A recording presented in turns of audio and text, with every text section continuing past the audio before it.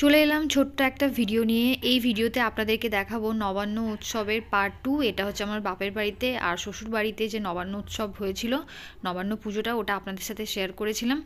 আর এই ভিডিওতে দেখুন আমি বাপের বাড়িতে এসেছি, তো ভাবলাম এই ভিডিওটা আপনাদের সাথে শেয়ার করে দিই। একই রকম একই খাবারই বানানো হয় আর একই খাবার একই রকমভাবেই খাওয়া হয়।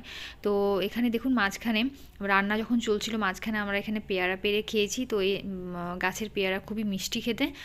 আর পেয়ারা পাড়তে গিয়ে ছোটো ছোটো যে পেয়ারাগুলো থাকে সেগুলো পড়ে গেছিলো। তো যাই হোক, দেখুন এই যে অবশ্যই একটা পেয়ারা পাড়া হয়েছে।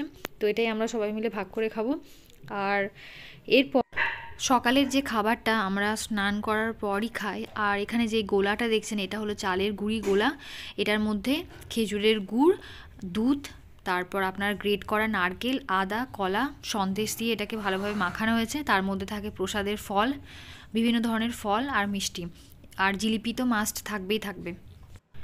এখন আপনাদেরকে দেখাচ্ছি দুপুরের যে মেনুগুলো বানানো হয়েছিল। এখানে প্রায় 9 থেকে 11 রকম বিজোড় সংখ্যাতে ভাজাভুজি করা হয়। তারপর একটা শাক থাকে, 2 রকম সবজি থাকে, ডাল থাকে, নিরামিষ একটা টক, আর একটা মাছের ঝোল থাকে, মাছ ভাজা থাকে, আর থাকে পায়েস। তো এই হচ্ছে দুপুরের আয়োজন। প্রথমেই বসুমতীকে খাবারটা দেওয়া হয়, তারপরেই বাড়ির লোকজন খেতে পারে এই খাবারটা। আর এই যে দেখুন সব আয়োজনগুলো আপনাদেরকে দেখিয়ে দিচ্ছি। আপনারা প্লিজ কমেন্ট করে জানাবেন যে আপনাদেরকে এটা কেমন লাগছে ভিডিওটা, আর আপনাদেরও এই নবান্ন উৎসব হয় কিনা। তো এই ভিডিওটা অনেক দিন আগেই বানানো হয়েছিল, আমার লেট হলো পোস্ট করতে।